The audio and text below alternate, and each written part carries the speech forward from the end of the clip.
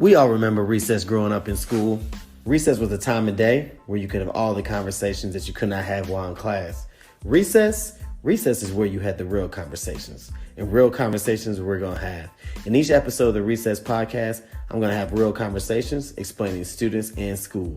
I'm David McGuire, and I'll be your host. It's recess time, y'all.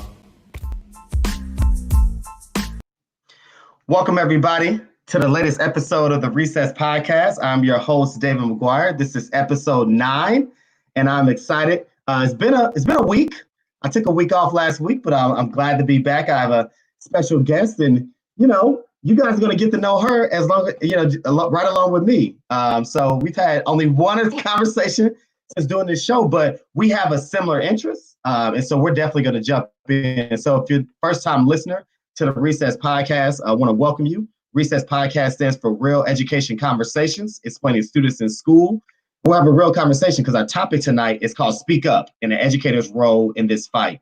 And so if you're following us on Facebook, I ask that you share the page, jump in the comments. We would love to engage with you. Remember, if you're in the comments on Facebook and you share it, don't do the watch party because it takes away the options of the comments. And I think that's the best aspect of the show. So before we jump into the show, I'm going to hop on my soapbox and my monologue real quick before we jump into our topic. But as you know, this Friday, we celebrate Juneteenth. And so it's a beautiful thing to see all the folks finally acknowledging this wonderful celebration. And like everybody else, I believe it should be a national holiday. And so I love seeing all the employers that are giving people paid vacation time because it should be one of those holidays. And so I encourage you, if you don't know much about Juneteenth, that you do your research, that you should just celebrate a holiday that you know nothing about, but it's a very important and monumental moment in the history of Blacks in America. If you are looking for a quick history lesson, tomorrow, a really good friend of mine, India Huey, is the principal of Thrival Academy in Indianapolis. And on her show, on her Facebook page, Thrival Academy, she's doing a Juneteenth lesson for you all. So she's going to have a special guest to kind of talk about the history of Juneteenth and why it's important and why we should celebrate it. So that's tomorrow at noon Eastern on the Thrival Academy Facebook page. So India, if you're listening live, if you could just hop in the comments so we can share information about Thrival so people can check that out. Also, for some of you that don't know, tomorrow marks the 5th anniversary of the tragedy at Emmanuel African Methodist Episcopal Church in Charleston, South Carolina, where those 9 worshipers were gunned down violently. And so we want to make sure that we take some time to honor those 9 people and celebrate their life and their legacy, because, again, they're just as important to this movement as well. So, again, tomorrow marks that 5th anniversary. And so I definitely want to make sure that we celebrate that. And so that's really all I got. I'm going to say the rest of my soapbox for the show. But, again, today's topic is called Speak Up and the educator's role in this fight. I have a very special guest with me. And she's going to kind of talk a little bit about her before we jump into this topic. I'm going to share some information. So, Elizabeth, I'll give the floor to you if you want to tell the folks, who you are, where you live, what you teach, and things like that. Okay, thank you. So, hi, everyone. My name is Elizabeth Haniff. I know we have Elizabeth Lydia. That's kind of so that, my kids can't find me on social media. I am a high school math teacher. So this is my 5th year teaching high school math. I currently am teaching in Long Island, but I've also taught a couple of years in Brooklyn. And so just my biggest thing is really just advocating for our children and speaking up for them, because many times they can't speak up for themselves. And so we'll talk about my blog later, but I started a blog where I just kind of share my experiences, and there are lessons in each of those experiences that I've had. And so it's just my way of storytelling, but kind of getting my point across using the platform of, I guess, a story. And so we'll plug that in later. But yeah, I think that's the gist of me. Is I'm a mom. I'm 31. I have a 5-year-old, and so I'm playing both roles, right? Mom, teacher, and human, like a person who tries to have a life of her own, but that doesn't really happen. Absolutely. If you look at the bottom there, if you're on our Facebook page, and you can probably see this well on our YouTube page, Elizabeth is on Instagram at a day in the life, right? In the day in the life _ MSH. So if you remember, she says she's a math teacher, but there's a power in storytelling. So when we talk about her blog, you probably have the same thing that I thought, like, you teach math, right? The way you just told the story, so we'll definitely share that. So Elizabeth, before we get into the topic, I would be wrong if I didn't ask, just as a mother, Yeah. as a Black woman, like, how has all of this been for you? And I'm talking about from the moment, we saw the thing with Ahmaud Arbery to George Floyd to the nationwide protests, and you're in New York. So it's been a hotbed for some of the protesting. So just from your perspective, tell the viewers, what's it been like for you? What's been your thought process? How are you doing it as a person? So it's been very difficult, just because, one, I'm a mom. And so once you have children, it's just different. The way you look at the world is different. You become this natural protector of your children. And so it's very scary because we're seeing that as parents, we can't just protect our children everywhere they go, even when they do the right thing, right? Even when they're not doing anything wrong, or they're following the correct steps that we have taught them. Ultimately we can't protect them. And so it's very scary. Even with my students, most of, my students, I have great relationships with them. And so I look at them like they are my children. I have great relationships with my students' parents.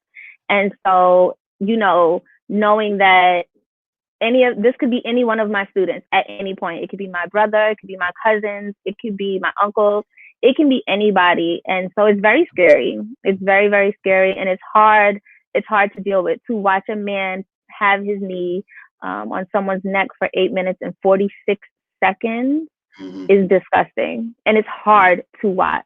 Yeah. I purposely didn't watch because we experience this every day. We experience this systemic racism every day. I don't need to watch it to know that how I'm going to feel after I watch it. And so it's been hard. New York has a lot of protests, and I live on Long Island. And so Long Island is one of the most segregated places in the country.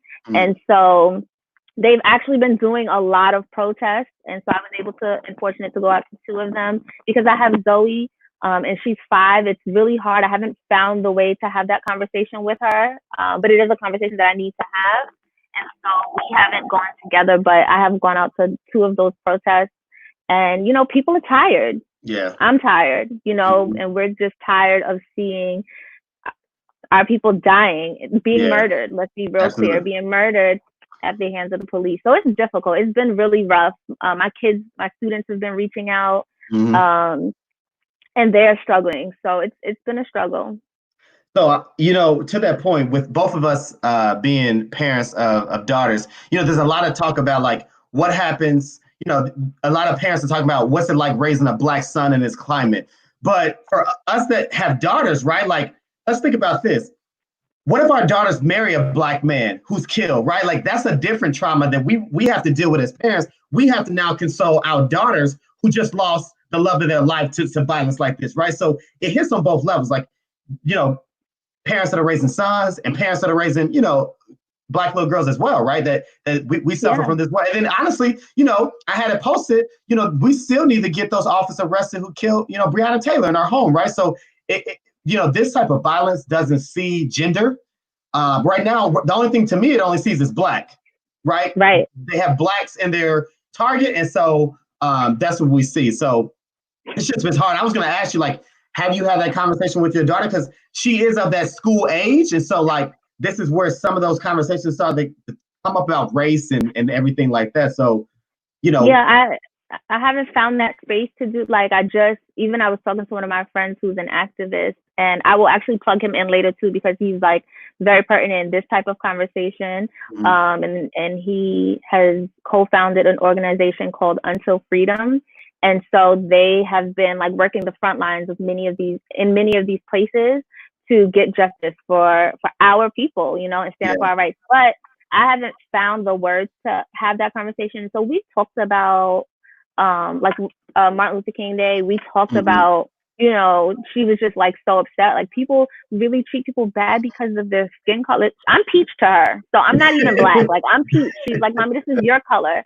And so it just shows like the level of ignorance that she has at 5. And so it's hard for me to, at that age, they also generalize everything. And so my fear is that I explain it to her wrong, or, in a method that causes her to see that every single cop is bad. And so when we do get pulled over, maybe for, you know, a tail light is out or something of that sort, that she's automatically going to see like, mommy, we're going to die, or mom, you know, and I don't want that, because not all of the cops are bad. However, you know, they say in a bunch of fruit, right? One spoiled piece of fruit spoils the bunch. Yeah, absolutely. And so, you know, that's a whole nother conversation about accountability for the cops who aren't bad, right? Okay, you're not the bad cop, but now what? So what are you doing? What's your role in making a change? But so I haven't had that conversation with her. And if anybody out there has suggestions on how I can with a 5-year-old, I will definitely take it, because it's a necessary conversation and it's reality. And it needs to happen for sure. So, you know, our topic is about speaking up, right? And so I gotta jump into it. So give you guys a little backstory. So those that know, that follow me, I write for NDK12. This is a local blog here, and I wrote a blog that got a lot of attraction. It was called Don't Be Silent, is this call for educators to speak up, and you know, this idea that we're loud in the streets but silent in our schools. And so I was just challenging educators who are rightfully protesting, rightfully speaking out on social media, and don't forget, when we go back to school in the fall, whatever capacity that is, that it's important that we speak up, right? That if we're not speaking about the inequalities and the hidden racisms in our school, then we're just chunk. Like, we're educators. We're supposed to be advocating in our school. So Elizabeth and I connected because we kind of wrote similar blogs, and so I'm going to, you know, and so real quick, if you want to. So she writes for a blog, which is called confessionsofateacher.com. So I encourage you to go check it out. She has some incredible blogs there, but the one that I'm going to highlight, and I'm going to put it on the screen here. Stepping out of your comfort zone. So Elizabeth, like I was telling you, I read it a couple of times. Give the folks where you were when, like, what was the motivation on writing this? And because I want folks to read it, don't give them like the whole blog, like give them some of the gist about what the blog is about. Okay, so the space that I was in, I'll start there. I was about to have a friend on. So my friend Angelo Pinto, who, like I said, he's a lawyer. He is a social justice activist, and so he was going to come on. We were going to talk about cultural competency, right? And we had already done one live, and we were supposed to be doing a part 2 to it because it was so good. It was we need to finish this conversation. And so as he and I were talking, it might have actually been for the first one that we were about to meet to do. And as we were talking, in my mind, I remember like my mom saying, be careful, you have a job, you got to be careful what you say. And so like in my conversation with him, I said like, I also have to be mindful of some of the things that I say. And I heard like this silence in him, you know, like this quietness. And I was like, and it literally just, I felt disgusted. Like that is the best word that I can use to describe how I felt. And in conversation that I've had with my friends who are also teachers, you know, we're like, we're walking on eggshells because we're afraid to speak out, right? As people of color in our jobs, we feel like, and I'm going to say we because I've spoken to many people, and if this doesn't apply to you, then that's fine too. But I know that people of color, you know, we walk on eggshells in our place of employment because we feel like, you know, at any point, anything we say, that's it. That can be the straw that breaks the camel's back, and we're fired, right? And so I just felt this sense of like uneasiness of like, why is it that I feel this way? You know, we were discussing what we could do in our classrooms and how we can have this conversation with our kids. And I'm sitting here trying to walk on eggshells, trying to find the perfect words to say, whereas one of my coworkers just went and did it. Had a white coworker had a whole discussion with their classes without even any sort of consequence or repercussions or anything like that. And so I just was disgusted. I was disgusted at the feeling that I still had, even after acknowledging that, you know, we're walking on eggshells. It's almost like we're conditioned to feel like we're just easily replaceable. And so I was in that space when I just started writing. I was just like, why is it that we're so scared to have these uncomfortable conversations? You know, and so that's what the blog does. It talks about, I won't give it all away, but I will give the pieces or some pieces of it. One piece or one reason I put out there was that, you know, it's uncomfortable. right? And so realistically, if the conversation is uncomfortable, then it's probably a conversation that we definitely need to have, right? And so one is discomfort, one is fear, right? So fear of, what will happen once you speak out, but then also privilege. People don't speak out because it doesn't pertain to them. Yeah. Right. So yeah. No, I say I want to go to each of those, right? Not necessarily in the blog piece, but like, so let's stay on the piece of being uncomfortable. How do educators, right, who have a lot they want to say, probably have some really good stuff that should say, how do they get comfortable in your case, stepping out of their comfort zone, or in my case, not being silent in their school? What have you seen, or personally, like, how did you become comfortable with that voice of yours that's speaking up?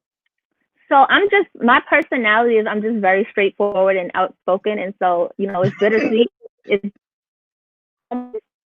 probably should have shut up and kept your mouth shut, So for me, I tend to be very cool with my leadership because I'm always that person that comes out and is just like, yo, this is what's happening. Like, what are we going to do? And so it's a relationship. And so that's, I've become comfortable, but honestly, I'll leave it in the hands of administration. It's their responsibility to make it. And unfortunately, many people don't have that type of leadership. But then you also just step out of that comfort zone, and just say, you know what, I'm going to say something. And even if they don't do anything about it, at least I know that I did my part and I tried. Yeah. That piece about leadership is key. But that's really how I did it.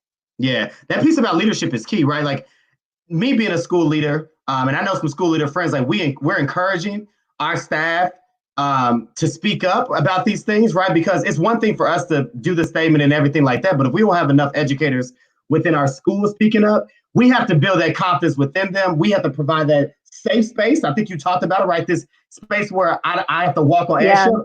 I shouldn't create a school and space where my teachers have to walk on eggshells. We need to speak up about inequalities and inequities and things like that, right? So I think that's important as well. I'm going to jump to the third one. This idea of privilege. Okay.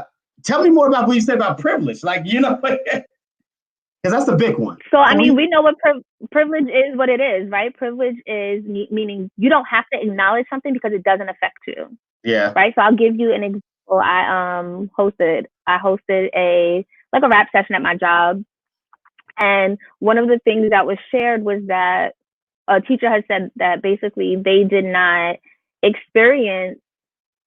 see racism like that when they were growing up. And so this is a person that's older. They're like maybe in their 50s, early 50s. And it's like, did not see racism back then, And so a part of me, and it was so hard for me because I naturally went into this. Well, I'm hoping myself because one way. So that is privilege right there. You got to experience racism. You didn't see racism because you're not Black. You don't walk down the street. I was like, you don't walk down the street. People cross the street because they're afraid that, you might rob them, right? They don't roll their window up when you walk by their car. They don't follow you in the store, and so you don't see those things. And it's not always intentional, right? Like that was it was just pure ignorance in the sense of you just don't know.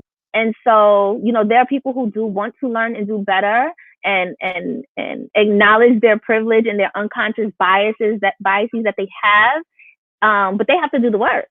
And so if you are a white person, right, and you cannot acknowledge that you have privilege in this country, there's a problem. Yeah. And there's a problem. You can acknowledge up a church, a whole church. You see me? Okay. This man shot up a whole entire church and they bought him Burger King.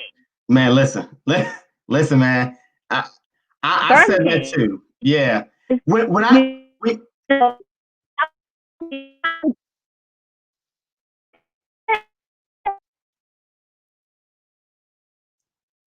pausing.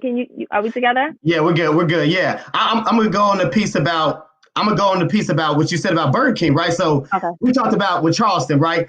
The privilege is they gave this man, they escorted him out politely. put a bulletproof vest on him, got him a cheeseburger. The man in Georgia was drunk, right? Pulls over in the lot and they interrogate him instead of calling an Uber for him, saying, hey, sir, you got any friends or family that I can call? He had a wife to come pick him up at the Wendy's, and they end up killing him, right? Like that's the level of privilege that they're dealing with in this country, where the white man who shoots up a church of 9 people gets a cheeseburger. The black man who's just drunk in a Wendy's, stopped his car, by the way, what you're supposed to do, not drive drunk, gets shot in the back twice, right? That's our country.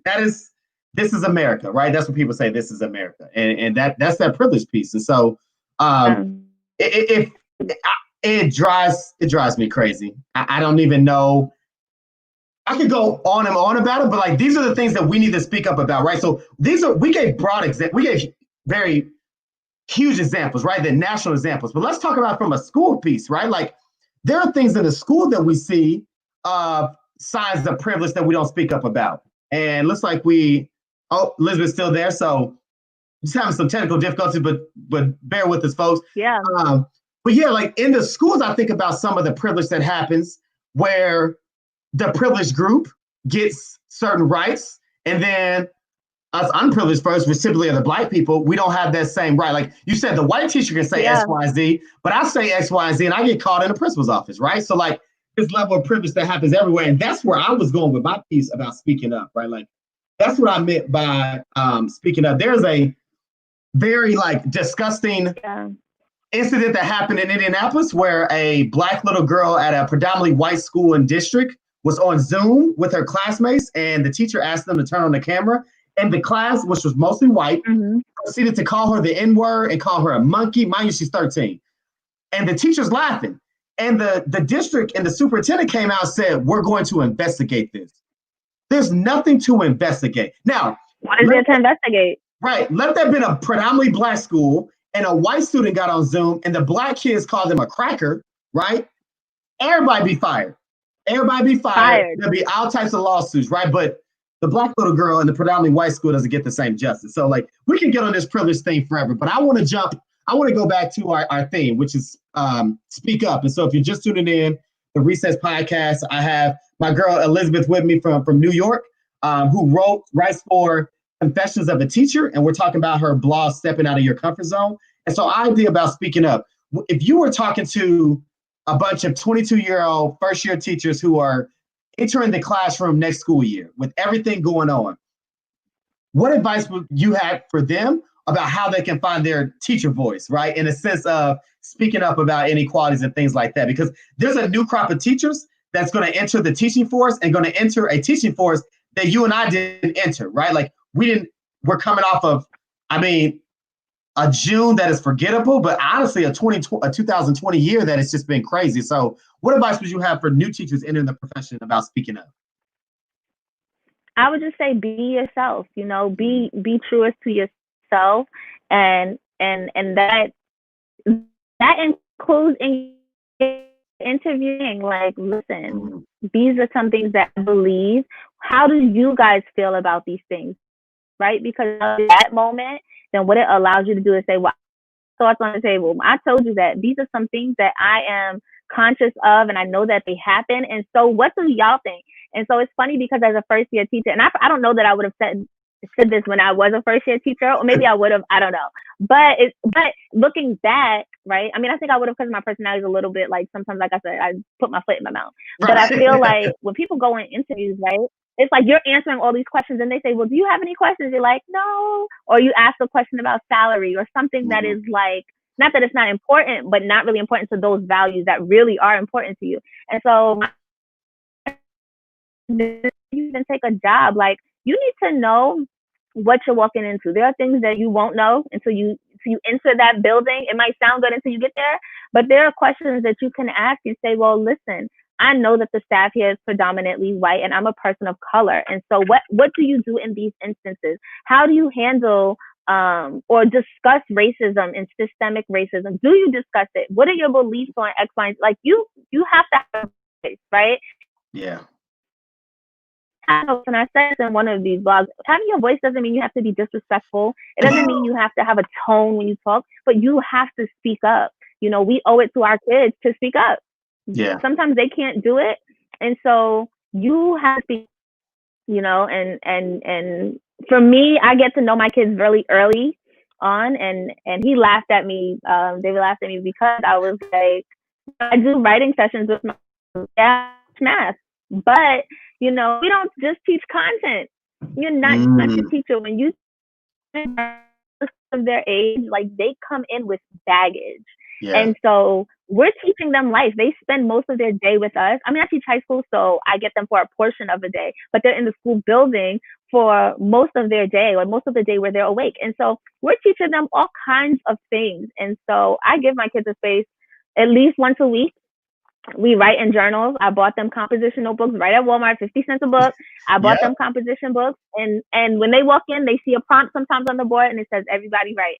And so they know those are moments where here's a topic. We're going to write about it, and you can share out or not.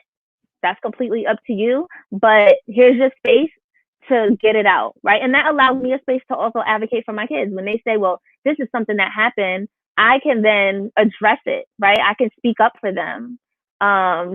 So, but finding your teacher voice, it takes time. It doesn't happen overnight.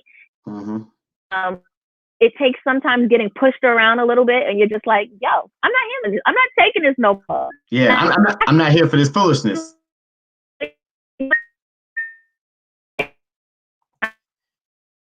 Exactly. Yeah.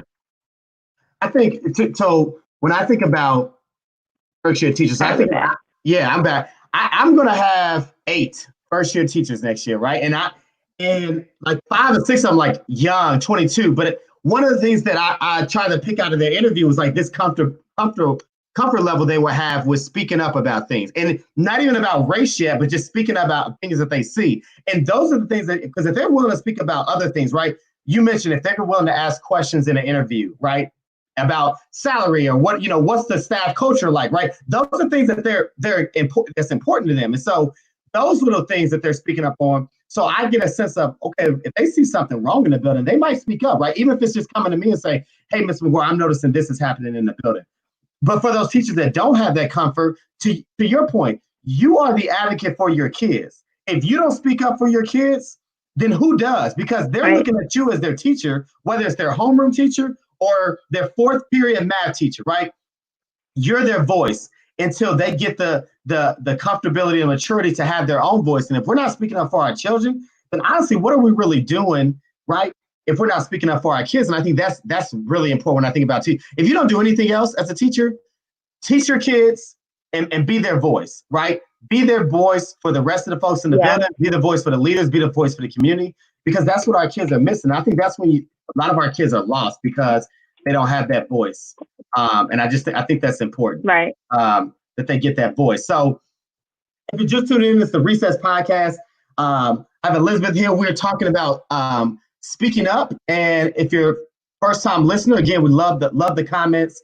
I'm getting a lot of text messages from folks just asking about certain topics. So, they want us to talk about, everything that's going on, and they want us to ask about COVID, right? So I guess somebody say, ask about COVID. Okay. So you're in New York, right? What have you heard from your school about, what's the plan for next year? Are you guys going to do e-learning? Are you going to come in the building? What's been the thing that you've heard from your school or other surrounding schools in New York? So nothing right now. Ultimately what happens is, we can't speak out as a school and say what we're going to do until we hear from the governor. And so until those directives come down, I think they're still focusing on like ending out this school year. Like this school year just ended. Okay. And now like what will happen for summer school? Excuse me. What will happen for summer school? Mm-hmm. And so we haven't heard about next year. I know summer school will be online. And so even in New York, like I said to my principal, I'm like, this doesn't make sense, right? Mm-hmm. Summer school normally in class is 1 hour and 40 minutes for each class. So usually they have 3 sections. Mm-hmm. I said, you have not logged on to Zoom or course. You're going to sit on a Zoom for 1 hour and 40 minutes. It's not going to happen. Yeah. And Especially in so, the summer. Right? I know for summer school right now, it is going to be online. Okay. But we don't have anything for next, like, we don't have any definite next year. Okay. Yeah, I think, I mean, New York has been Say one that of the again? places. No, I said New York has been one of the places where we've seen on CNN, like they're reporting the cases. You guys as governor has kind of been spearheading like the COVID announcements, right? But I think to your point, we can come up with these plans, but and as a school, I want to return in the fall. I'm sure you do too because we miss our kids, but we have to. We don't know, right? We don't know what the second outbreak is, and they said it was going to be inevitable that we're going to have a second wave that could be even more deadly and even more dangerous. And so it's a waiting game, and it's unfortunate. But to your point, we're doing summer school now, and we're in our second week of summer school. And we're doing pretty decent, but like you said, those kids that didn't log on for the school, they're definitely not logging on in the summer, right? Especially not this summer, right? Where then you have high school kids who probably participated in some of these protests and demonstrations. There's so many other things that's pulling them in different directions. The last thing they're thinking about it is a summer school. And we can get into the inequities of students of color with internet and technology access. That's another barrier. And so all these things that we have to deal with, but I think it's a waiting game, and it's an unfortunate waiting game because our children that we serve are the ones that are going to suffer more because they're the ones that need the in-person instruction. They need some kids, absolutely, the best 8 hours of their life is the 8 hours they spend Monday through Friday at school, right? Like their home life is not, the best. And so that's being taken from them. So question for you, as a mom, as a teacher, how was it for you having to teach, having to be a mom full time? Like that was new. So walk us through what it was like in your household with a 5-year-old and trying to teach. Oh, I hated it. It was torture. It was torture. Now, I'm not even going to lie. Like, I lost it. My first 2 weeks was literally, I was like losing it. When I tell you I was losing it, it was like trying to find balance between, my classes and her classes, right? And then getting her work done and then, doing my online class and then being available to the students. And so it took me some time to really find like balance. I ended up buying a big old dry erase board to put up so I could put my schedule and like literally like put holes in my walls to put up this dry erase board. So I'm like, these are the tasks. I use task boxes and I use them in the classroom too. So for those of you who are teachers here, task boxes are everything when kids are answering questions. But that's another story. So I use the task boxes and I literally I'm like, Zoe, these are the things that you have to get done today.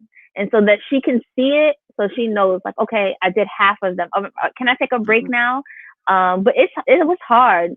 Up until the very end, it was hard. It's been very difficult to be a mom, right? That's my first job. And so there were days where I'm like, I have to put the work aside because I started to see changes. We're never home together like this, right? Yeah. So like she's either at school and I'm at work. And then we come home after we do homework. I might do some work. Usually I'll do my work when she falls asleep. And so there's never a time when she has to fight for my attention. Right. And so she's like, you're on the computer all day sometimes. And I'm like, you know what? If you think I'm outspoken, my kids, I was like, God, why did you do this, right? But she's like, you're on the computer all day, mommy. And I'm like, you know what? You're right. And I close my computer and I'll finish this work tomorrow because she's the priority. And so that has been the toughest, is to watch her struggle to like, because she doesn't understand. Like she's smart, but at 5, you just don't understand that like it's not all about me right now. Like you're not gonna stop what you're doing to like. Even just now, she came outside like, mommy, and I'm like, Zoe, I'm over give mommy an hour. Yeah, I said, give me 1 hour. You got all your snacks in there. Like you prepare, you got everything you need. And it just doesn't. Sometimes it's just like she wants to be up on mommy, and that's it. And so, but it's been very difficult. And so there are days when I tell her teacher like, she didn't finish her work today and she's not going to be able to. And so we're like, she's in kindergarten right now. So like, we got books here. We have all these different materials here. So like that worksheet that you sent, like, I want to. And so I would literally be recopying the worksheets line for line. Yeah. First, let me shout out you and shout out the other not even single mom. I'm gonna call you guys teacher moms because I watched one of my teachers Word. literally sit her son on her lap while she did her lesson with her kids on Zoom. I'm like she's trying to occupy him, and she has 25 sixth graders that she's trying to teach, right? And to your point, now you got these high schoolers, you got Zoe, so you got Zoe's work, you got your work, and you just multitasking. I know a bunch of moms out there that I work with that I know that were doing it. So shout out to you. I remember the 2 days that I had my daughter with me I'm not teaching the class, but I'm just like jumping into classrooms and monitoring as a principal. And that was hard because as soon as I turn my head from my computer, she's running in the other room, right? So I got a glimpse of what it's like day to day for moms or parents to have their kids and try to multitask working. And I just got, man, cheers to you all. I don't have a glass of wine, but if I did, I would give you a toast because you guys killed it, right? And I think I know. From a standpoint as a teacher and a mother, right? You had this obligation to your students because it's your job, but you had this more important obligation to your child, right? So as on our topic of speaking up, right? When you think about those parents and you mentioned it, when you as a parent, when you stepped out of the role as a parent, for the parents that didn't, they need to advocate for their child, right? So speaking up, how would you tell parents, because you're a parent of a student, how would you help parents speak up more about their kids and their education, especially in a time like this where it is difficult? Yeah, I think, first of all, the communication between teachers and parents is so imperative, and it's not enough. It's not where it needs to be in any school. That's my personal opinion. You know, as a teacher, I try to, I give my parents, if I reach out, this is my cell phone number, call me, text me, whatever, because it's important that you have that comfort of feeling like, okay, I'm able to communicate with my kid's teacher about anything. But as a parent, it's like, forget the students. We love our students, right? But as a parent, your first priority is your kid, right? Yeah. And so you have to advocate for your kids. Let me be honest, schools will do whatever you let them. People will do whatever you let them, And so what I notice is the parents who are up at the school or in constant communication, those are the parents whose kids, the school is like, yo, she having a problem, go handle it because her mother will show up. And so as parents, we got to be those parents that show up, regardless of what it is. One of the kids at Zoe's school was bothering her on the playground. And so I'm super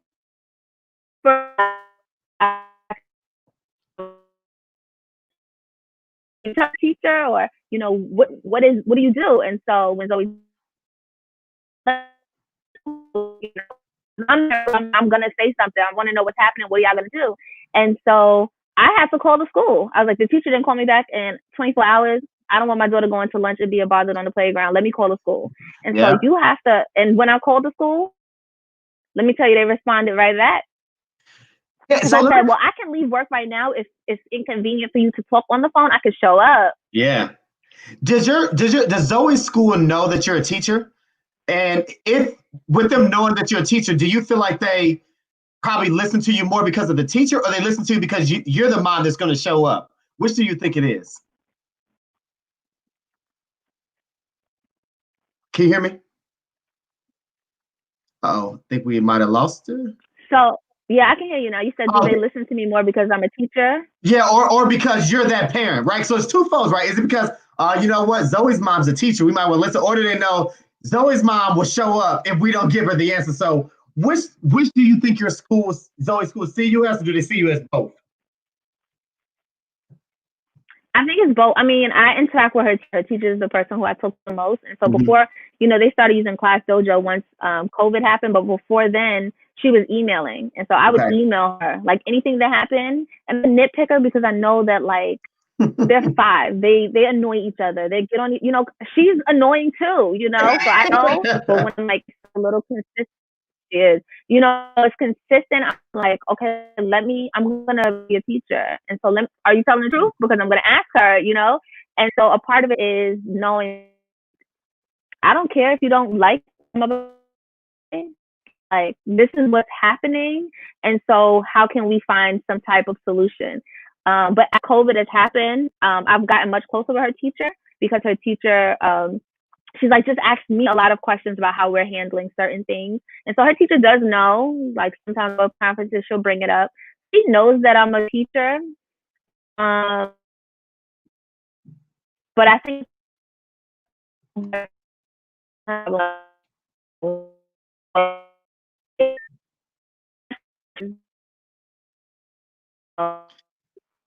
a little aggressive to just show up, and you haven't taken any steps before. But yeah.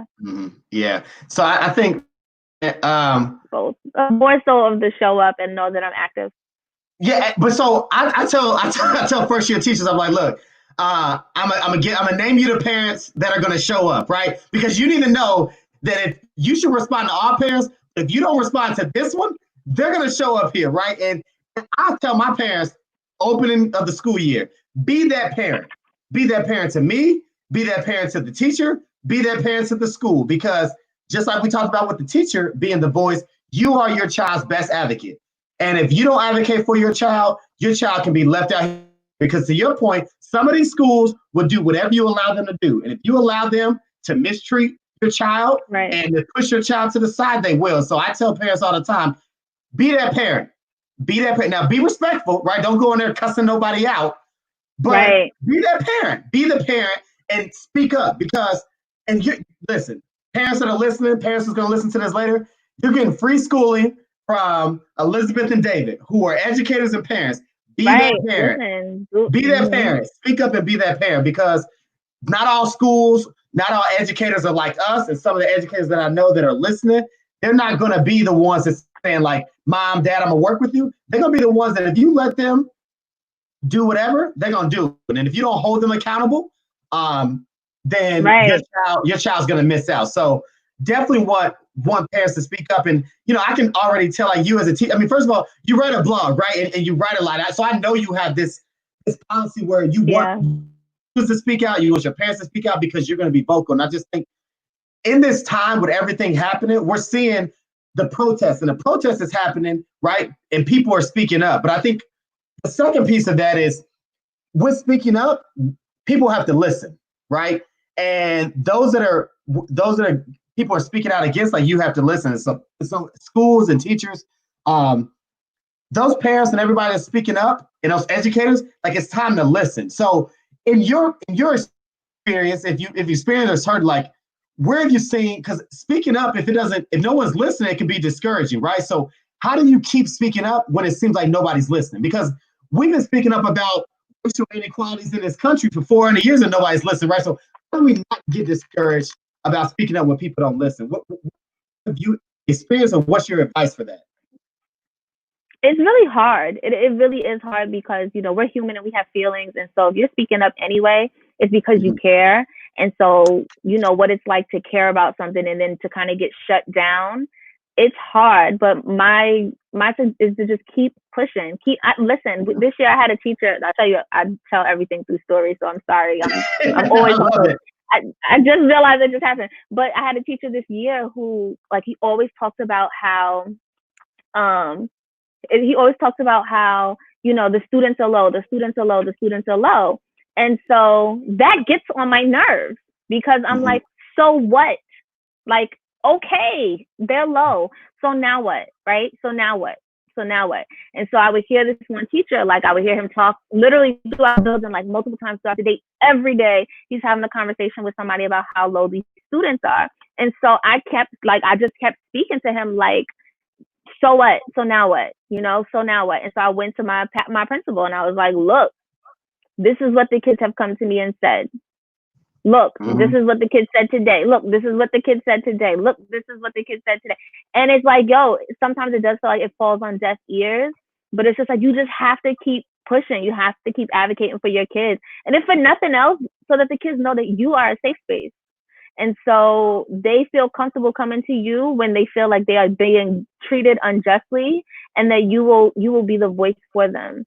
And so for me, it is discouraging sometimes. And I've told the teacher, like, I'll come sit in your class. Your class is so terrible. Let me come sit in your class. I'll sit in the back. No problem. I'll sit in the back and we can talk about it after.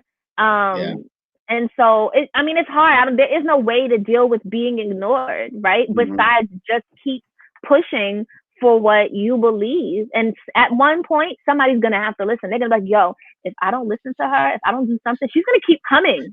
Yes. She's going to keep coming. And I think that's the message that I wanted to get out in my blog, like this idea of they probably won't listen the first, the second, or in this case, the 400th time, but you got to keep applying the pressure, right? Because eventually they're going to have to listen to you, because not only will you start speaking out more, but when you keep speaking out, other people hear you like, you know what, she's got some, she's making a good point. Let me speak out too. And then you got this movement, right? And that's what all of this is, right? Like, it happened in Minneapolis. We had a tragic incident, in Indianapolis the same way. Drayshawn Reed was also killed around the time, actually before George Floyd happened. And so I think it's important that, it happened in Indianapolis, some happened in Minneapolis, Atlanta. Then you saw protests in New York and LA, and all these protests happened, right? And it forced people to start listening up, because now like it's spread across the country. We came together because we rallied around something. And I just think that's the part that's important. Somebody said, I'm sorry. Go ahead. No, go ahead. No, somebody said, and I just wanted to highlight it. Michael Oden said, as a teacher, you got to bring solutions to your principal, not just problems. Work together with administrators, parents, and students, plain and simple. And yeah, like nobody wants to hear a Debbie Downer. Like you just complain and complain and complain. And so by no means is that what we're saying, right? We're saying, well, here's an issue. You're going to keep bringing up that issue. If you're going to bring an issue, before you bring that issue, you need to have some solutions, not the one solution that you like, but some options. Like, this is an issue. What can we do? Well, here are some solutions. Oh, sure yet? Let me give you some options to think about, right? Yeah. And who else have you talked to, right? Because you need to have something. No, I said, as a teacher, like, who else have you talked to? So you have this issue. Go find that teacher friend, right? Ask them, hey, this is a problem that I'm noticing. Do you have any solutions? And to your point, don't just come by yourself, right? Rally up a couple more teachers that say, yeah, this is a problem, right? And come together and say, all right, principal, whoever, the 3 of us or the 4 of us or the 5 of us, here's the problem that we see and here are our possible solutions, right? Because now your voice isn't just you, right? Because principals can dismiss the one teacher. You can't dismiss when it's 6 of them, right? Like, wait a minute, I got 6 people that have the same issue, right? So that's important too. Like, try not to come by yourself. Find your allies, right? Find your other voices, right? And to your point, bring those solutions, right? That's absolutely true. So we have that says you have to have a relationship with your leader too, so they will be willing to listen. Find research and experts and others to back you up. That's something we talked about earlier, Elizabeth, right? Like, it's important. The principals have to be okay with that. And I know as a school leader, I love when my teachers speak up, right? But I'm a type of person to speak up. But if you don't have that in your leader, you have to make sure you try to form that bond and relationship that your principal knows, I'm not coming to complain, I'm coming to make things better, right? I think that's key as well. So loving the folks. Go ahead. Oh, looks like we are. No, I was just saying, I just want to complain. Are we good? Yeah, I think we're good. Let me try something real quick. Me? I can hear you. Everybody just bear with me real quick. We're going to try something different. I'm going to try to bring her back in and see if this will help. All right, how's that? Can you guys hear Elizabeth? I think we're together. Let me see. I'm here. Elizabeth, I'm gonna have you do it. Log out. Yeah, log out and log back in. And I'm gonna bring you in. You can hear me? Looks like you're frozen. Let me see. So just close it out and come back in. Yeah, close out, come back in. We're gonna do it again. So guys, Elizabeth is gonna come out and then you're gonna hear me and then we're gonna bring her back in. Okay. So back to what I was saying. This is a live show, right? So these things happen. You gotta come ready for the technology. So what we were saying was we were talking about this important aspect of teachers speaking up. And so my encouragement to teachers, and like I was saying, was when you want to speak about inequalities and equities in your school, I encourage you to bring solutions, right? That's what Elizabeth's point. But my point was come with other educators that you have in your school that's willing to back you up. Because it's one thing to just listen to just you, but if you have other teachers in your school that have these same concerns and issues, it works out. And I think we have Elizabeth ready to go. Let's try to cue her back up. We're gonna wait for her picture to come up. Elizabeth, you there? Let's see, we're still waiting, everybody. Bear with me, folks. There we go. I think we have her. You back? Yep. Can you see me? We can see you. We can hear you. So we're going to give you the solo screen. So I want you to just keep going with what you were saying. I just finished our topic about this idea. I'm back. About teachers speaking up. So I'm going to give you the solo screen and just share with folks again. I lost her again, everybody. Well, that's okay. I'm going to keep going. Okay. So, there you go. I got you. So you got the solo screen. So you're solo, but I can hear you. So just, again, we're staying on this part about teachers speaking up, right? You were talking about the importance of Michael's comment about bringing solutions. We talked about bringing other educators. So why is it important to bring those solutions? So it's important because you want to have a voice, and so you don't want your voice to be that of a complainer, right? Mm-hmm. We know that the education system was not built for us. It's not built for our kids to be successful, period. Yeah. Right. And so we could talk about that. We can continue to talk about how it's not built for us.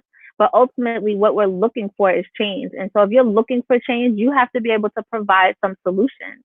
And right. And it doesn't mean that all of your solutions will be taken, but it means you came to the table with some options. These are some things that I'm really not feeling. They make me feel some type of way. I need to address whatever it is that you are feeling. You need to be able to address that. But you need to say, you know what?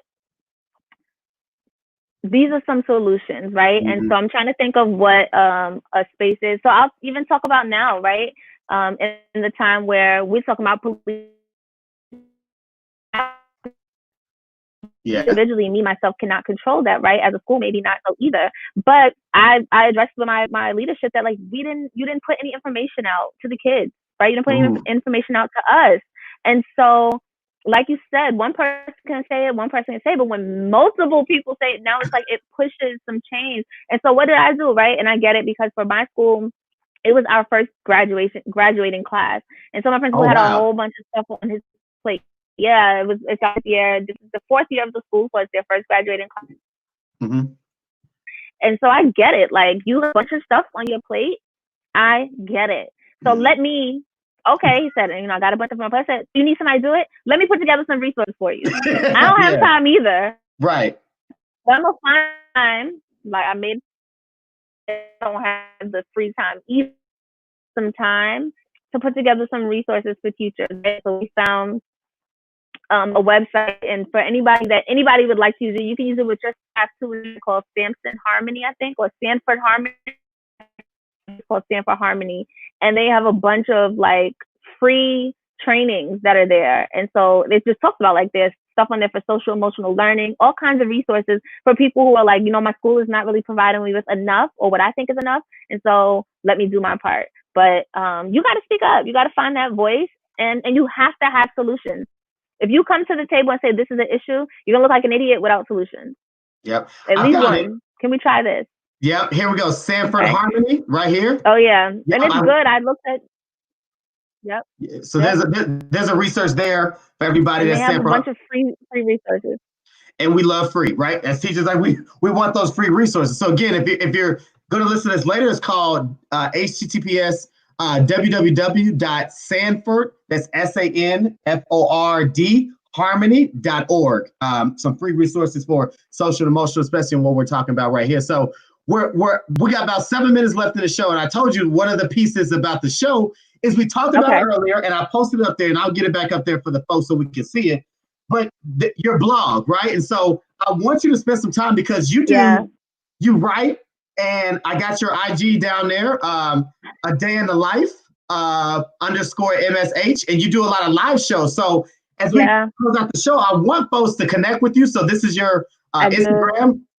So I'm gonna give you the solo screen again because so I love the solo screen. But just tell the folks a little bit about what they can find on your blog, where they can find you, if they want to follow you and learn more about what you're doing, because I become a fan of what you're doing. So just go ahead and take a moment and share with the folks like where they can find you and what's your passion about.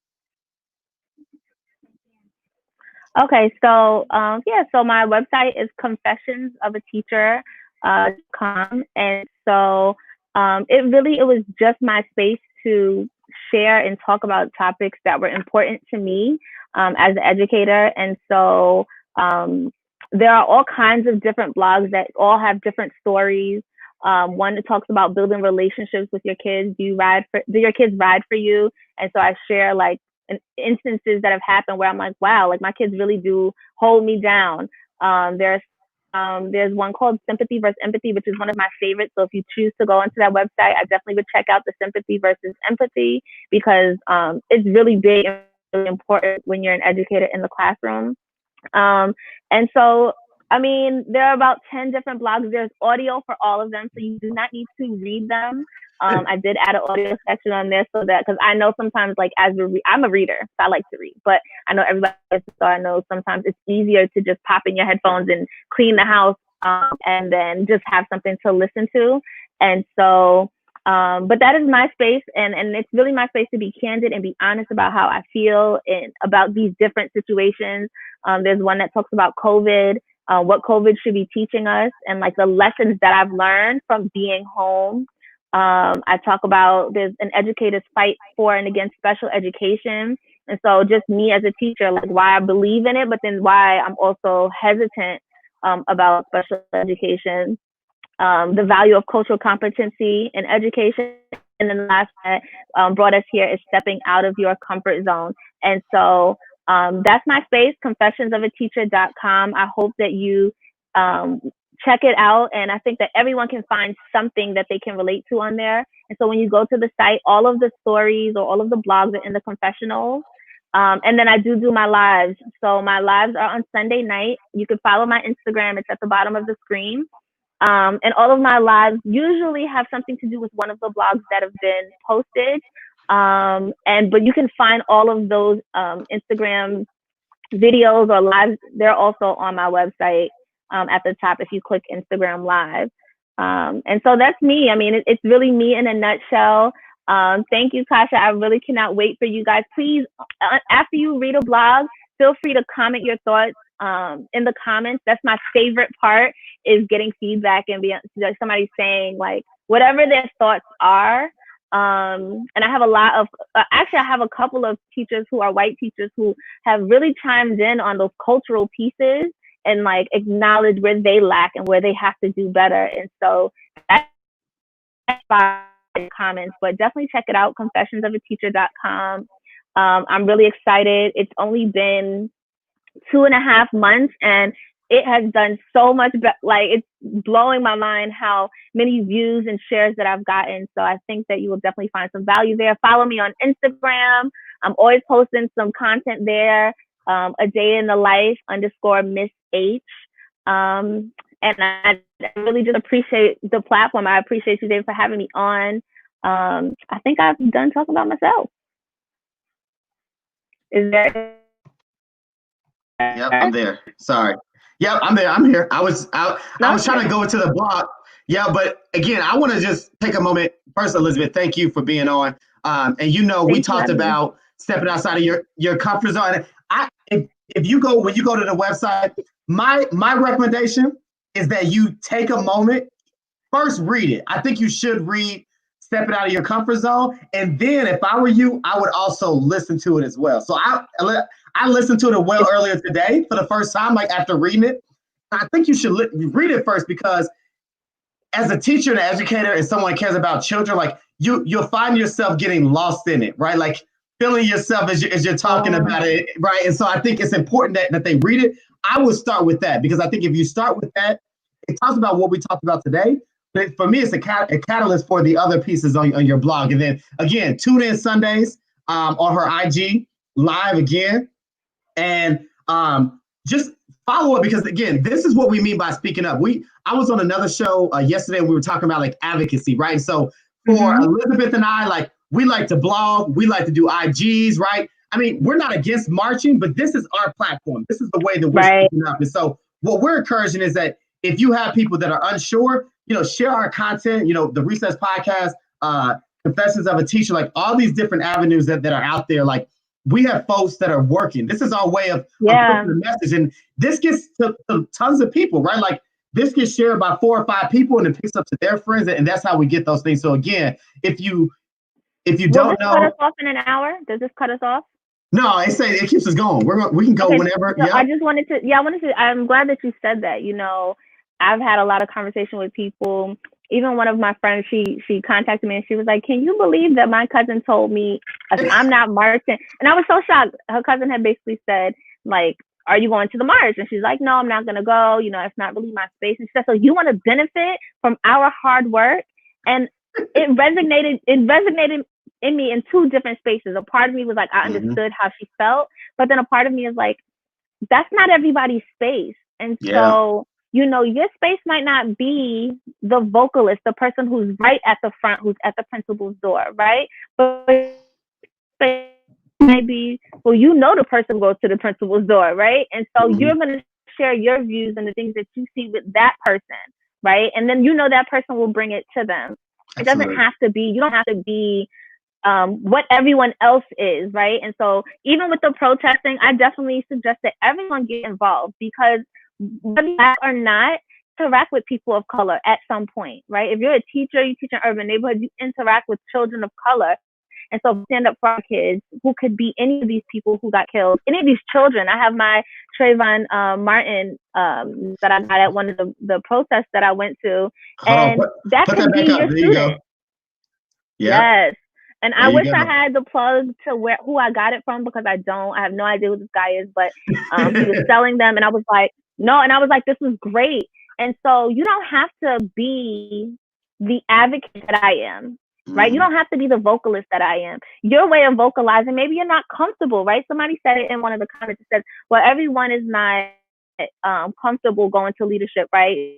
If they're scared of losing their job, whatever. And so you might not be the person who shows up at the door, but you might be the person who sends the email, who says, this is something that I've experienced. Can we have a conversation about this when you're free, right? Your voice doesn't have to look and sound like my voice. Find your voice. Find the voice that is yours and use it.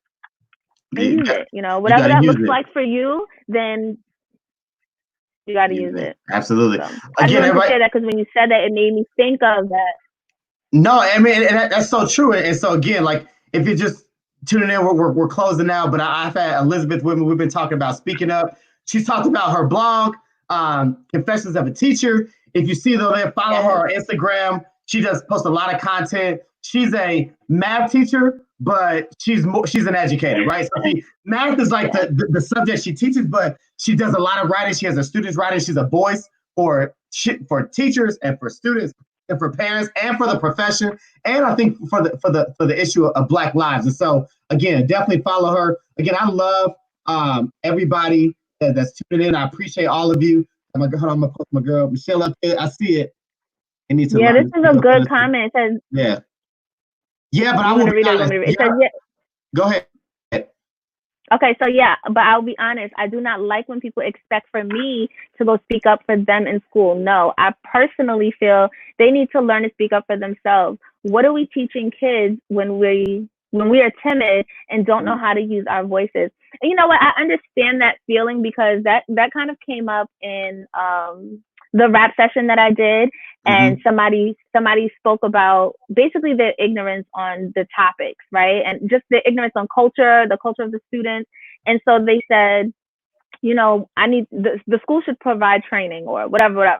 And so my response is, I totally agree with what you're saying, in the sense of it can be frustrating feeling like you have to be the voice for other people, and you don't have to be. But for me, I feel like, if somebody comes to me, I'm going to push them to have that voice for themselves. But if I know that it's something that really, me speaking up will have an effect and it will benefit my kids, I know that ultimately you will probably do the same, is speak up for them. And so what you can do is teach them how to have their own voice. I mean, ultimately, it's not our responsibility. And I've said this, it's not my responsibility to teach you anything. Not my responsibility. It's not my responsibility to teach you to be culturally competent. It's not my responsibility to teach you how to talk to your children. It's not my responsibility to teach you how to teach anything, right? But I feel like if somebody reaches out to me, it gives me a space to provide them with resources, right? Absolutely. And so I might not teach you. I'm not going to hold your hand, but I will say, oh, read this book. right? Here are some resources, here's some tools that you can use. And then if you have questions, you can come back to me. But you're right, it's not your responsibility, and it's really up to the school. It's the school's responsibility, the principal, the leadership responsibility to have their voice, to make their employees comfortable, the teachers, it should be a family. Most schools are not a family, right? Most schools are separated, they're cliquey, with the teachers. You have this clicker group, this group, and it's really not a community. But that's on leadership. Yeah, you have to force that type of environment. And while people will still be kind of distant in their own ways, you have to force and make sure that people feel comfortable and present yourself as a leader who will listen. I might not always take your advice, but I will definitely be there with an open door to listen. But I definitely agree that, you don't always want to be everybody's voice. Yep. And the comments are coming in, right? Because I said, like, that's my role, right? You need those teachers that will be the voice, right? But then Michelle said, exactly, I push them and I choose my battle. And then India said, if you're blessed with the voice, use it. Others have varied gifts that fill our gaps. I'm probably a voice of the voices. Absolutely, right? Like gap fillers. Let's see, we got that down. Would say I will use my voice. Got my alarm going off. See, that's folks. You guys jumping in at the end, but it's all. I know. Again, we're gonna do this again. So it says, gap fillers get the job done. It isn't on one person, but everyone has a different role. Absolutely. Right? And so I feel like this, right? And as we close out the show, because we're at our mark, but I want to say this. First of all, I'm going to do a part 2 next week. I'm going to just come on here solo. So again, next week, Recess Podcast, Speak Up Part 2. I'm going to ride solo. But what I want to do with this show is I need everybody flooding the comments. I'm going to engage with you in the comments. 7:30 next Tuesday, June 23rd, 7:30 p.m. Eastern. We'll do part 2 of Speak Up. But it's basically going to be me on the live, but we're going to have this conversation. So tell a friend to tell a friend. I'm going to advertise it. I want you to tune in because I can see now we hit a chord, Elizabeth. We hit a chord with folks, right? We like did. That. Now we got people going. I'll be there in the comments too. Yeah. I will definitely tune in. We're gonna jump in this comment. So everybody that's jumping in now, share next week. I'm a post it right after this, but I'm gonna take the solo screen because I got to share something. So I'm launching a new podcast this Friday, Juneteenth. It's called the AOS Podcast, and you see it right there. It's AOS Podcast at 1. You can follow us on Twitter. AOS Podcast stands for Alpha, Omega, and Sigma. So I got my Omega bruh. He's from California, and I got my Sigma brother from Missouri. We're going to do a show, the AOS Podcast. It's a feature under the 8 Black Hands. So shout out Unc Ray for helping us get this going. But it's this Friday will be our first show. We're going to be on 6 p.m. Eastern Standard, 5 p.m. Central, and 3 p.m. Pacific. And our topic is Welcome to the New Black History Month. So I can just give you a preview. We're going to talk about Juneteenth. We're going to talk about Biden and his potential pick for the Secretary of Education. And I'm going to tell you who I think he should pick for his vice president. I think he should pick a Black woman for his vice president, and I think he should pick a Black woman for his Secretary of Education. So I'm going to give you my thoughts, but we'd love for you to tune in and check us out. AOS Podcast will be this Friday. Again, this has been an amazing show. Elizabeth and I have been talking about the importance of speaking up. We've been sharing some resources and our blogs. But again, as I close out every show, I tell you, the Recess Podcast is simple. I create the platform, we control the conversation, and we're going to change the culture. This has been a Recess Podcast. I'm David McGuire. Catch me next week for part 2. Again, if you don't know, follow Elizabeth, A Day in the Life at _Miss H. And we're out. Take care, everybody.